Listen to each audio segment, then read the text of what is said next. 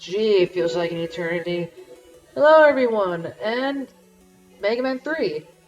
Now, if you follow my channel, you may be asking, hey, didn't I do a playthrough of Mega Man 3 a few years ago?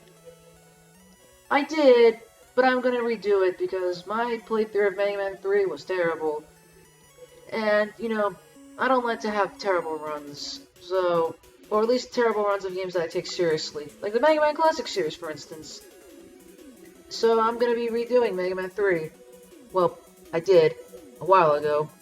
This is like the third time I'm doing the audio commentary because the previous two takes were outdated and, other stuff got in the way. Yeah, a lot of things got in the way. So, yeah, commentary on Mega Man 3. In my opinion, the best Mega Man game ever made, and my personal favorite. So, yeah. Anyway, we're going to be starting off our game with Top Man. He's very special around the Hanukkah times. So anyway, Mega Man 3. In the last game, Mega Man 2, which I will be doing a commentary over, Mega Man 2 introduced several new elements to the series, mostly the 8 Robot Masters, energy tanks, and the password system. In Mega Man 3, as you can see, Mega Man has gained a new ability. That ability being able to slide.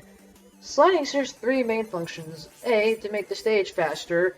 2, to get through certain areas, and it can also help in dodging enemy and boss attacks, which is actually really helpful. It makes the game a lot easier, but it also makes it faster paced. It also just looks cool. The second addition Mega Man 3 brings in is a new character. This is Rush, Mega Man's first actual partner, and he's a dog. Dogs are awesome.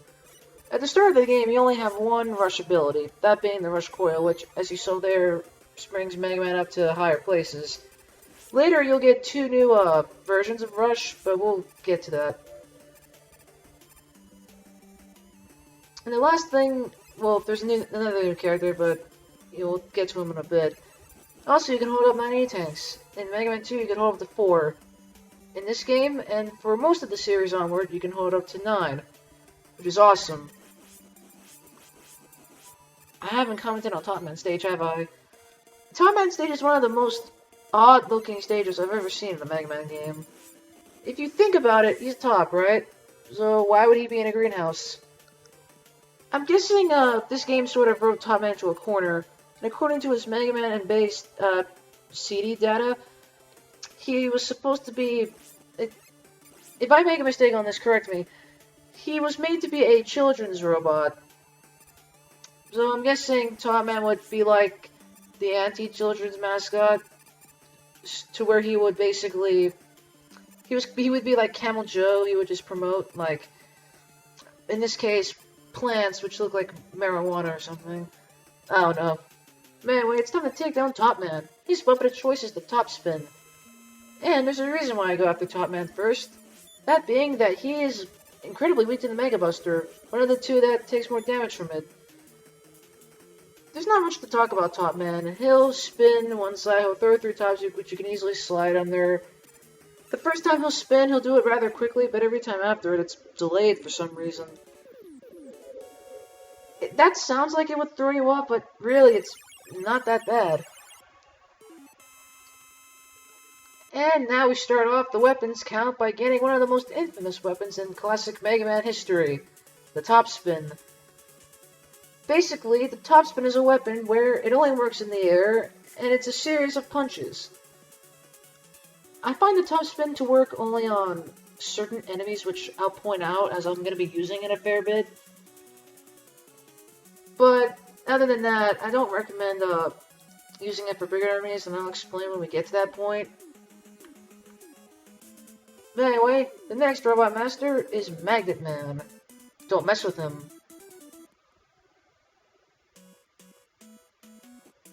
Magnet Man stage, in contrast to Top Man stage, actually looks appropriate. I mean, we have all these circuits and whatnot, we have these magnets sucking us up. Yeah, it's interesting. Also, Magnet Man's theme is a bit of an odd theme, but first... Oh my god! Red-caped guy! This is another new character in the series, but we're gonna be calling him Breakman for now. What is his purpose? I don't know. He just likes to jump around and attack us. Anyways, I was gonna comment on Mega Man's theme. An interesting thing that the Megas did was that they made it a love song. Kinda sounds like it. But anyway, time for the top spin. As you saw there, I was able to take out those eyeball enemies without any difficulties. Also magnets. Enemies like these actually are better for the top spin, unlike, say, if they go up to like a bigger enemy and trying it, because the top spin has been known to actually damage you if you run into bad targets, and the the ammo usage of it is sporadic. Sometimes they'll use part of it, sometimes they'll use almost all of it. It feels like if it was like a weapon to where the bigger the target, the more weapon energy it would use, but it just feels sporadic. Anyway, disappearing blocks I just completely glared over. It's not that big of a deal. There's only like 4 sections and they're all short. But yeah. There's not much to really say about this stage. Like Top Man's stage, it's not very long. In fact, most of the stages in this game aren't very long. But anyway, it's time for Magnet Man. His weapon of choice is the Magnet Missile. And like Top Man, he takes more damage from the Mega Buster. Magnet Man would like to jump around, and when he's near the corner of the screen, he'll do one of 2 attacks. He'll either stand in place and try to suck you in, to which points he's susceptible to damage, or he'll use the Magnet Missile, which he's not doing right now. There he is. It's very easy to avoid, just go to the other side when he fires all the magnets. An interesting quirk to Magnet Man, which we'll see later on, is that he actually has 2 weaknesses. Or 3, but I'll get into that when we get to that point.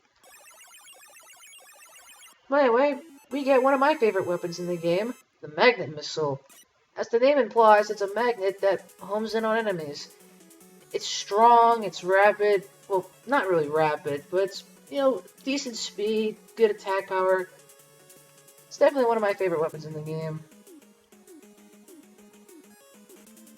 Anyway, it's time to go on to Hardman. Hardman. I know people make fun of that name, but seriously. Anyway, we start off in a canyon of all places, and we have this big bee that drops bees! Not the bees! I am so sorry for a Working Man reference. Anyway, these green platforms here actually are bear traps, so be careful for that, or Mega Man's gonna be facing a bear trap. This is a Hammer Joe. It's a variation of a Sniper Joe. Mets and Sniper Joes are literally the 2 most, like, prominent Mega Man enemies ever, at least in the classic series. For the Sniper Joe, which are Mets are pretty much in every Mega Man continuity to my knowledge. Anyway, these monkeys are also good, apes. Animals, primates. They're also good for the top spin.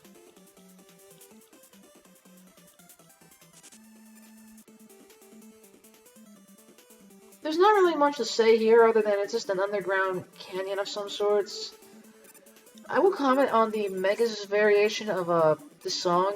For those of you who don't know about the Megas, they're this band who makes Mega Man albums, lyrical albums. And they released Mega Man 3 on 2 albums, History Repeating Blue and Red. Blue of which came out a couple of years ago, and Red which came out like a couple of months ago.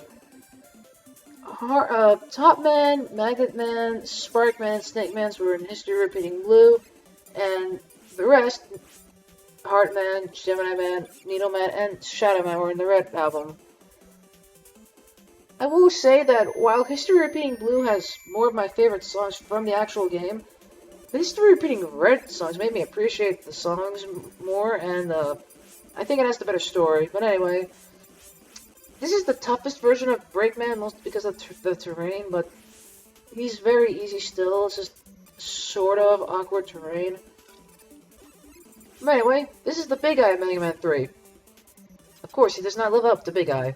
Nothing will. Anyway, it's time for Hardman. His weapon of choice is the Hard Knuckle. I could use the Magnet Missiles because that's his weakness, but I'm not gonna do that. I can buster every single Robot Master in this game. Why? Because I can. Hardman is actually not that difficult. He'll shoot 2 Hard Knuckles, which they'll come back, and then he'll somehow freeze time. Even if you're in the air, he'll, like, freeze time. Gutsman, you know, shook you in Mega Man 1. Here, Hardman is so awesome, he stops time completely. I don't know how he's able to do that, but it's awesome. I just can't get over that. He's able to stop time.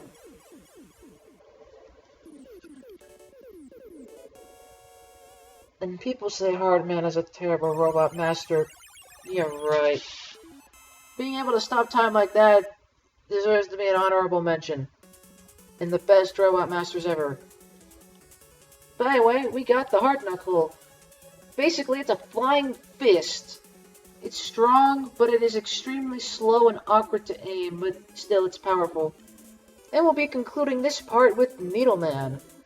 Yeah, the spastic fellow that he is. Help me. This stage is actually really interesting. For one, it's one of the easiest and shortest in the entire game.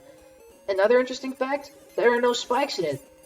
Again, like Top Man stage, they kind of wrote themselves in accordance with Needleman. And even Needleman, according to his Mega Man N-based CD data, does not like needles. How about that shit? I mean, come on, Needleman, I'm diabetic and I have to take needle shots 4 times a day. Apart from the occasional sting of Lantis, it's not that bad. Also, I'm gonna go on a little conspiracy theory here and say that I feel that Needleman stage was made intentionally easy, just so it could lead the player into a false sense of security to think, oh, this stage is easy, maybe Needleman will be easy, and then he'll trick you. Like those things there, those could kill you instantly if they were spiked, but nope, they're not. Also, I love the haystack principle, mostly because of the story. That's the Mega's version of Needleman's theme. And Magnet Missile, take that. Yeah, they're very good for Hammer Jaws. The Hard Knuckle can take him out in one shot, but since you're on ladders, it's a bit awkward to aim. Oh look, another Big Eye impersonator. You suck. But anyway, it's time for Needleman. His weapon of choice is the Needle Cannon. And in my opinion, he's probably the toughest Robot Master in the game. I like to start this fight off by just letting him attack first. I mean, I know Needleman, his needles don't do that much damage, and they are kind of easy to avoid unless he corners you like that. But his little extension, yeah, that hurts a good deal. It's also kind of sporadic the way he is. Sometimes the spike can go extremely well, sometimes it can be like this where it went okay, and then there are times where he just goes crazy. Also, this is kind of funny, but notice how hard it is for me to make the last hit. Yeah. And well, that's basically part 1 over. I'm gonna go over the Needle Cannon just briefly. It's basically the Mega Buster, it does the same damage, it has the same rapid rate, only you can hold down the button, which is awesome. Also, I'll discuss more about my order in the next part, so there's that. Oh, we get the Rush Jet, which I'll also explain when we start to use it. So anyway, I hope you liked this part, and well, I'll see you in part 2, guys.